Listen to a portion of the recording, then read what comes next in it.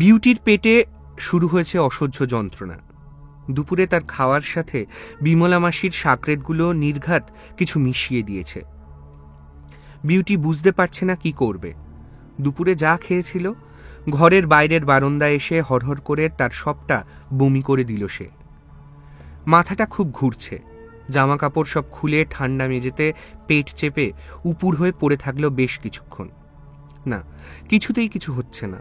একটা ঢলঢলে নাইটি কোনোভাবে পরে তার ওপর একটা ওড়না চড়িয়ে টাকার ব্যাগটা নিয়ে কোনো রকমে টলতে টলতে একা একাই এসে উপস্থিত হলো ডক্টর ঢালির চেম্বারে। ডাক্তারবাবু তখন দুপুরের খাওয়ার খেয়ে সবে কাল রাত থেকে পড়ে থাকা এঁটো বাসনগুলো মাজতে শুরু করেছেন। দরজায় ক্রমাগত অসহ্য ধাক্কাধাক্কিতে হাত মুছতে মুছতে বাইরে বেরিয়ে এলেন তিনি। বিউটিকে দেখে আর সব শুনে বুঝলেন বমি হয়ে ভালোই হয়েছে। কিছু একটা ফুড পয়জনিংয়ের ব্যাপার ঘটেছে হয়তো, কিন্তু এক্ষুনি ব্যথা কমানোর কিছু ব্যবস্থা করতে হবে। ডাক্তার ঢালি যা করলেন তা হলো ব্যথা কমানো ও হজমের ওষুধের সাথে সাথে বিউটিকে খাইয়ে দিলেন কড়া ঘুমের ওষুধ।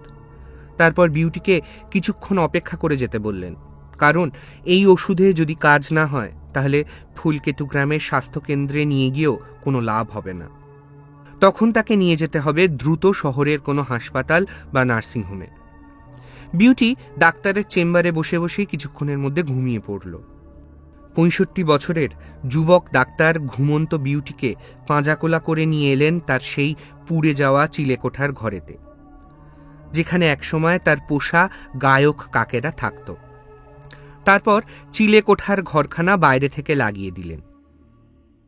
ওদিকে কমলাবাড়িতে শেফালি ছেলেকে ঘুম পাড়িয়ে বিউটির ঘরের সামনে এসে দেখল তার ঘর তালাবন্ধ এবং ঘরের সামনে সারা বারান্দা জুড়ে বমি পড়ে আছে। শেফালির মন কু ডেকে উঠল।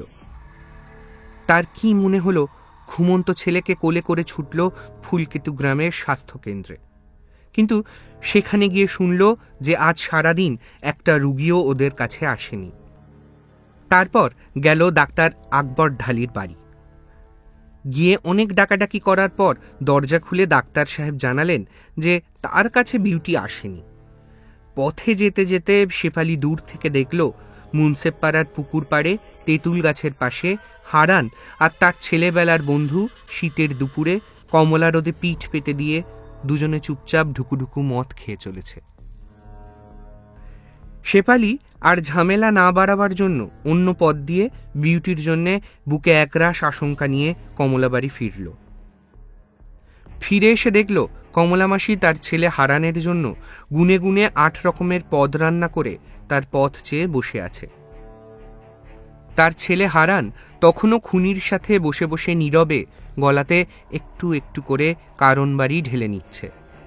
দুই বন্ধুর অনেক কথা আছে, কিন্তু তারা কেউ কিচ্ছু বলছে না। তারা জানে কথা বলতে শুরু করলে তারা আর থামতে পারবে না। বিকেলের দিকে খুনি হারানকে ধরে ধরে টলমলো পায়ে তার বাড়ি নিয়ে গেল। বাইরের ঘরে সোফার উপর হারানকে শুইয়ে দিয়ে সে চলে গেল রান্নার ব্যবস্থা করতে। এতদিন পর বন্ধু এসেছে, শুধু মদ খাইয়ে কি আর তাকে ছাড়া যায়? ফ্রিজে এখনো রতনের মাথার ঘিলুর কিছুটা পড়ে আছে, সেটা দিয়েই একটু মিষ্টি মিষ্টি ঘুগনি আর আটার লাল লাল পরোটা করবে খুনি ভাবল। কিন্তু বুট ভেজানো নেই, তাই প্রেসার কুকারে 2টো সিটি দিয়ে নিল ছোট বাটির 2 বাটি কাঁচা ছোলা বুট।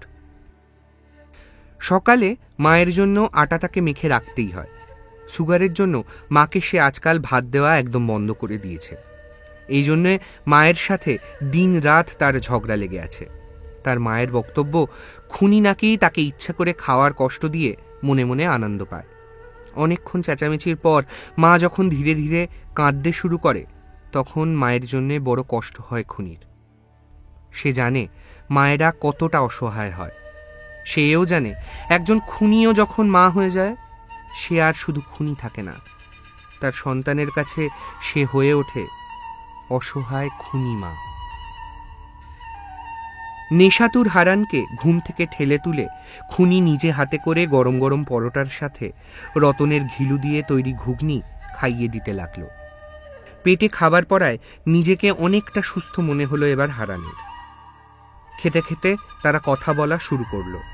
খুনি বলল, পরোটার তরকারি তো, তাই ঘিলুর ঘুগনিটা একটু মিষ্টি মিষ্টি করলাম। হারানের জিভ তখন হালকা জড়ানো। দারুণ হয়েছে ভাই, পুরো একদম মায়ের মতো। সবকিছুই ঘিলুর গুণ, নিশ্চয়ই কচি পাঠার ঘিলু, তাই এত টেস্ট। কচি পাঠা?